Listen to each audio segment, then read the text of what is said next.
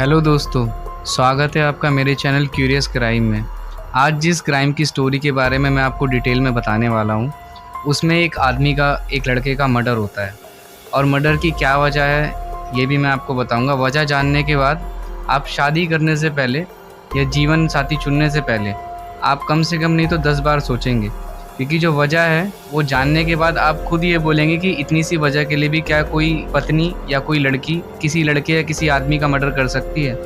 तो क्यों ये मर्डर हुआ, किस वजह से हुआ, पूरा डिटेल में जानेंगे। तो वीडियो को शुरू करते हैं। दरअसल इस सच्ची घटना में दो सबसे अहम किरदार हैं। पहला है वैशाली ठाकरे और दूसरा है जगदीश सालुके, जो इस तस्वीर में आपको नज़र आ रहे हैं। जगदीश सालुके मूल रूप से जनपद जलगांव के तालुका रावेर का रहने वाला था। उसके पिता नाई की दुकान चला के अपना गुजर बसर करते थे। जगदीश का एक और बड़ा भाई था, जो शादी के बाद गांव से निकलकर मुंबई के ठाणे कोलसेवाड़ी इलाके में बीवी के साथ रहने आ गया था।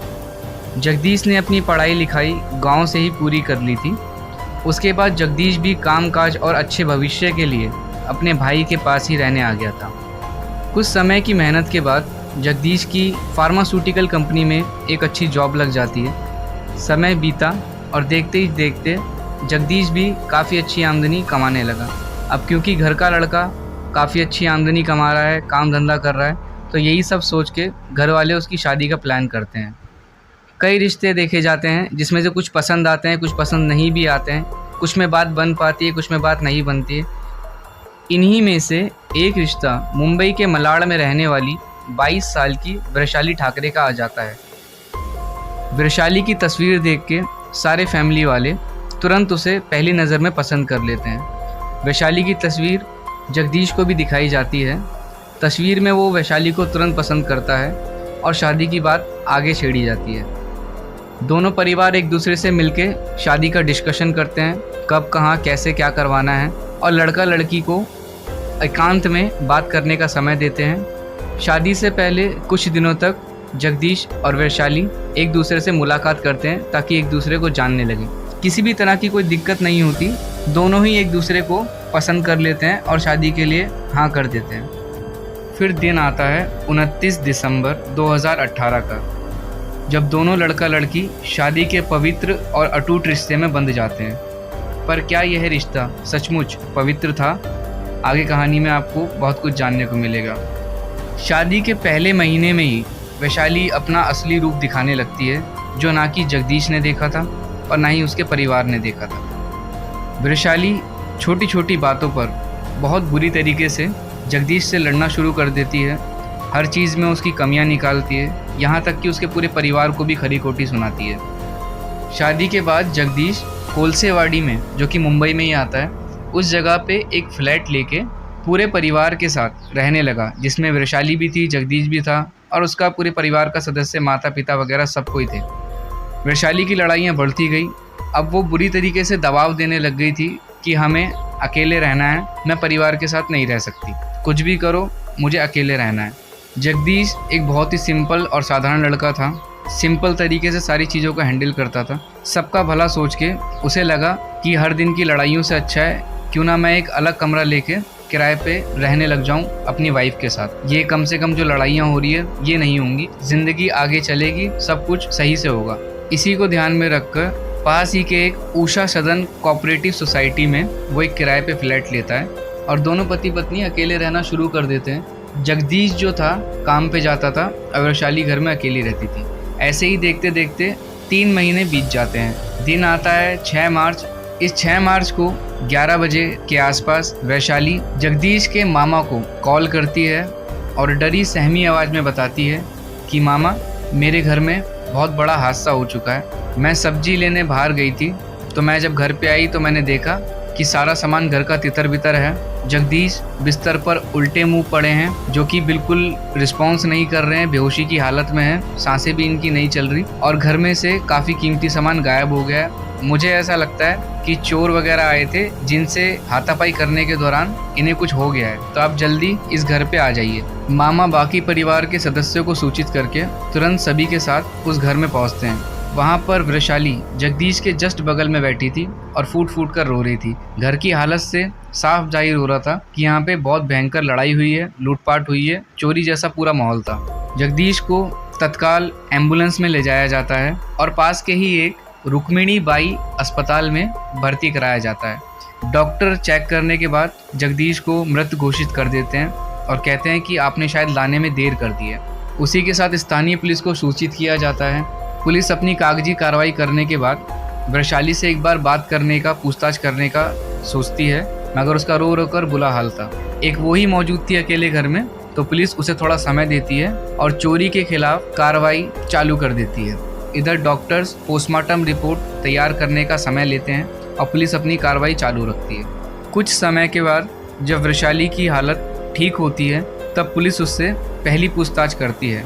वैशाली का कहना था कि शाम को उसने अपने पति जगदीश को कॉल करके बताया था कि ऑफिस से आते वक्त सब्जी खत्म हो गई, सब्जी लेके आना। पर जगदीश जब ऑफिस से आए तो खाली हाथ वापस आए थे, सब्जी नहीं लाए थे। तो इसके चलते वैशाली रात को खुद से बाज़ार जाती है सब्जी लेने के लिए, और जब वो वापस आती है तो ये सारी घटना जो हुई, जो अभी मैंने आपको बताया, यही वो अपने बयान में बताती है। इसके बाद पोस्टमार्टम रिपोर्ट आती है और जब पोस्टमार्टम रिपोर्ट आती है तो इस केस का पूरा नज़रिया ही बदल जाता है। सभी को शौक लगता है, यहाँ तक कि पुलिस भी बहुत ध्यान से देखती है कि पोस्टमार्टम रिपोर्ट ऐसे कैसे आ सकती है, क्योंकि ये जो बयान बता रही है लड़की, ये तो पोस्टमार्टम में कहीं आ ही नहीं रहा है। पोस्टमार्टम रिपोर्ट में डॉक्टरों का कहना था कि जगदीश को खाने में या किसी चीज़ में मिला के जहर दिया गया है।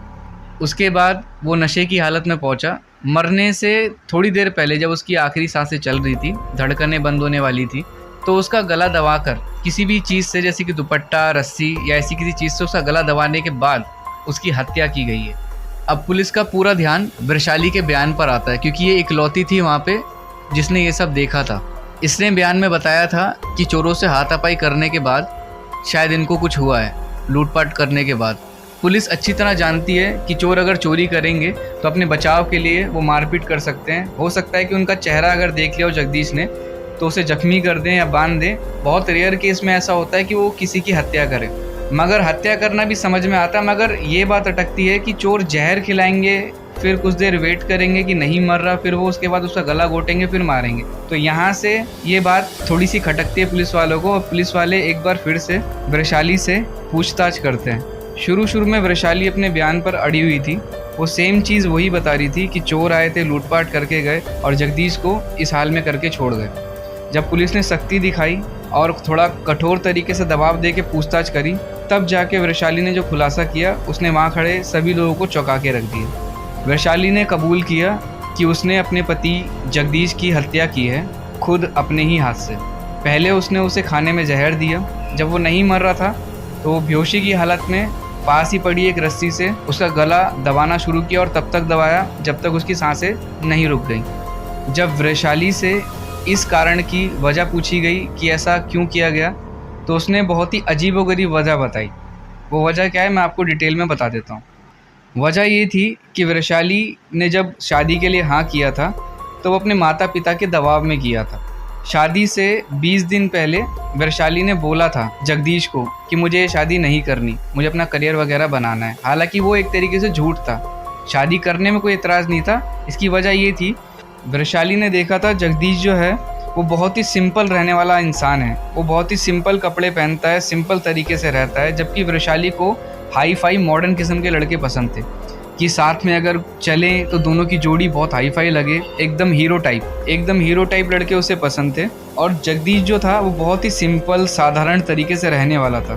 तो वैशाली बार बार ये सोचती थी कि मेरी जो सहेलियां हैं जो अपना घर सेटल कर चुकी हैं, उनके इतने हाई फाई स्टैंडर्ड घर हैं, उनके हस्बैंड बड़े बड़े घरों में रहते हैं, बड़ी बड़ी गाड़ियां हैं, मॉडर्न तरीके से कपड़े पहनते हैं और अलग ही हीरो की तरह वो निकलते हैं।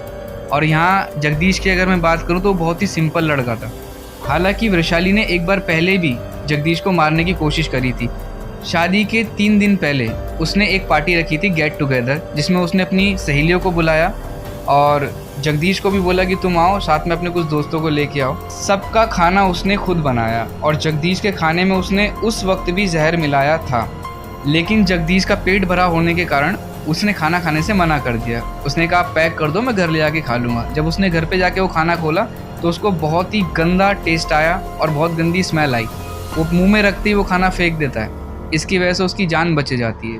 और एक और बात मैं आपको बता दूँ, वैशाली ने जैसे जगदीश को बताया था कि मैं शादी नहीं करना चाहती, वो यही सब देख के बताया था कि यार ये मतलब मॉडर्न टाइप का तो लड़का है नहीं, और ना कोई इसमें लुक है, ना कोई इसकी पर्सनैलिटी है, सिंपल सा रहता है, मैं थोड़ी हाई फाई किस्म की हूँ, सुंदर हूँ। तो ये सब बोल के उसने दिया था रीज़न कि मेरे को शादी नहीं करनी, करियर बनाना है। दूसरा क्या था, शादी वाले दिन ही उसने पर्सनली जगदीश को ये बोला भी था कि मेरे को शादी नहीं करनी, अगर मेरी ज़बरदस्ती शादी करवा दी जाती है, होती है, तो मैं अपनी जान ले लूँगी। अब ये बात जगदीश ने अपने घर वालों को बताई कि लड़की ऐसे बोल रही है, ये तो सीरियस बात है, कह रही है मैं अपनी जान ले लूँगी।